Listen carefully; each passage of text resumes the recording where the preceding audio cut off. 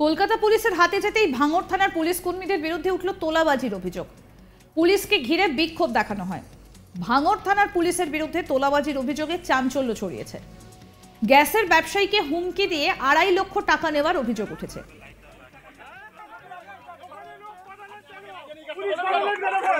আমি ওখানে আছি তো কি ভাবছেন আপনারা? আরে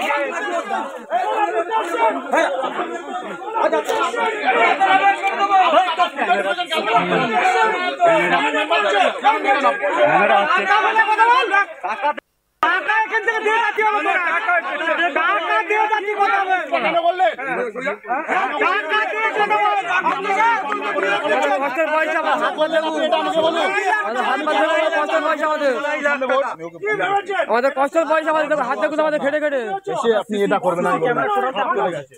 এমএলএ সাহেবের কাছে ওরা কি জানিয়েছে? এমএলএ সাহেব আমাদেরকে ইনফর্ম করেছে। আপনি এটা কেন বললেন?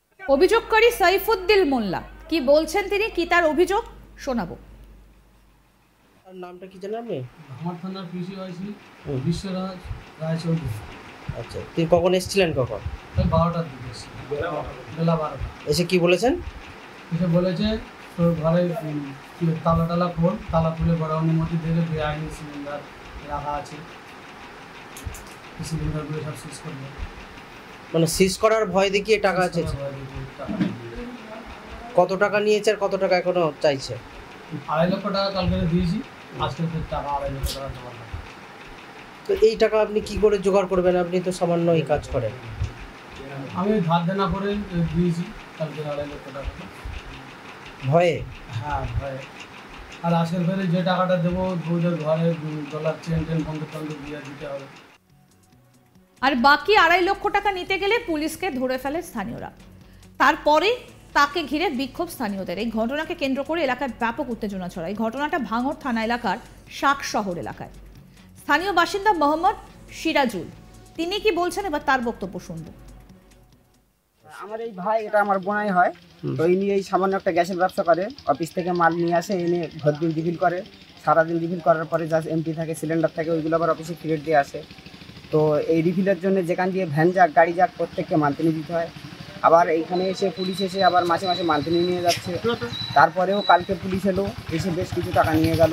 আবার আমরা যখন রাস্তায় বার হচ্ছি তখনও পুলিশ এসে আমাদেরকে ধরে মান্থলি দিচ্ছে, ভ্যান নিয়ে গেলেও মান্থলি, গাড়ি নিয়ে গেলেও মান্থলি। আবার রাস্তায় যখন টাকা আছে তখন তোলার মতো পুলিশ টাকা নিচ্ছে। এই যে পুলিশের যে একটা হেনস্থ, এটা একটা অতিষ্ঠ হয়ে উঠে পড়ার মতো হয়েছে। এই যে বেঙ্গল পুলিশ থেকে কলকাতা পুলিশ হলো, আপনারা তো ভেবেছিলেন ভালো কিছু হবে, তো ভালো কিছু হচ্ছে কি? বেঙ্গল পুলিশ তো ভালো ছিল, এখন তো ক্যালকাটা পুলিশ এসে তারও বেশি সমস্যা। যত তোলা তো এখনই তুলছে। বেঙ্গল পুলিশ যখন ছিল তখন তো এত তোলা তুলতো না।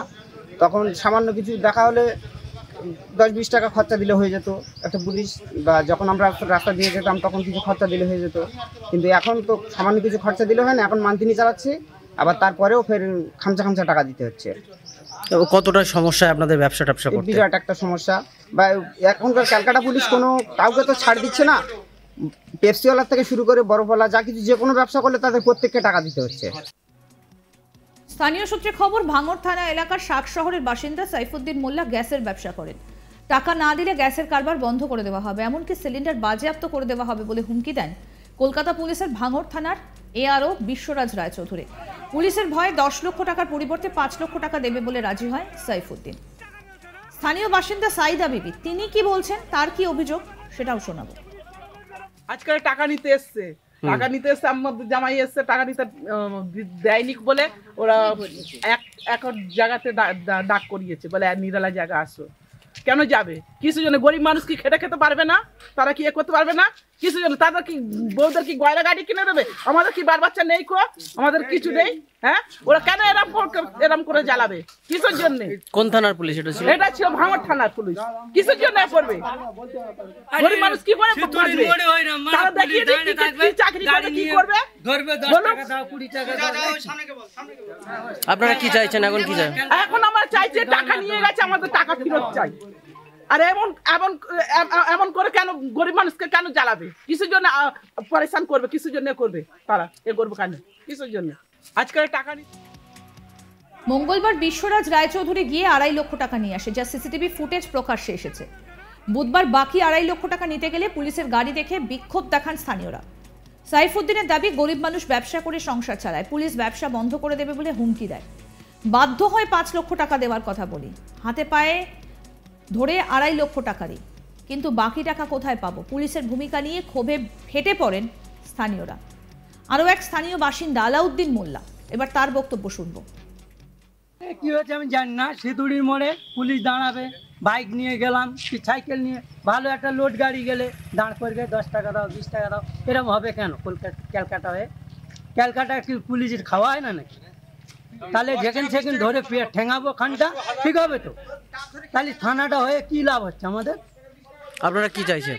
আমরা চাচ্ছি আমাদের যেরকম সুস্থ আগে ছিলাম সেরকম থাকবে, এরকম হবে।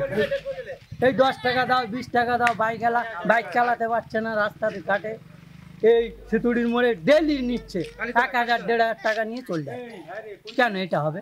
কি হয়েছে? এই ঘটনা প্রকাশ্যে আসতে অভিযুক্ত পুলিশ কর্মীকে লাইনে ক্লোজ করা হয়েছে, পাশাপাশি ওই গ্যাস ব্যবসায়ীকে তার টাকাও ফিরিয়ে দেওয়া হয়েছে। আমাদের প্রতিনিধি প্রসেনজিৎ সাহা কি প্রতিবেদন তুলে ধরলেন, আসুন শুনি। ভাঙড়ের এক ব্যবসায়ীর কাছ থেকে 2.5 লক্ষ টাকা ঘুষ নেওয়ার অপরাধে কলকাতা পুলিশের এক কর্মীকে লাইনে ক্লোজ করলো কলকাতা পুলিশের আধিকারিকরা।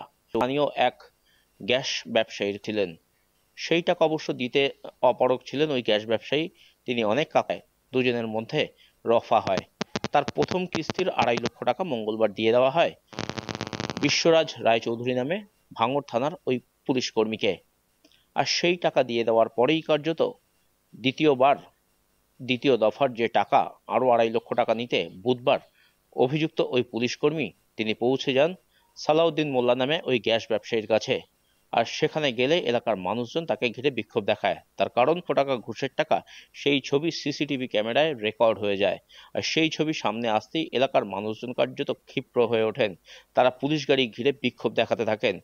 ঘটনার সামনে চলে আসতেই অস্বস্তিতে পড়ে ভাঙড় থানার পুলিশ কর্মীরা। যে ভাঙড়কে কলকাতা পুলিশের আওতাভুক্ত করা হয়েছিল এলাকার মানুষকে সুশাসন দেওয়ার লক্ষ্যে, সেই ভাঙড় থানার পুলিশ কর্মী কিনা ঘুষ নেওয়ার অপরাধে এইভাবে তার ছবি সামনে চলে আসে, সেটাই কার্যত অস্বস্তির কারণ হয়ে যায় পুলিশ আধিকারিকদের কাছে।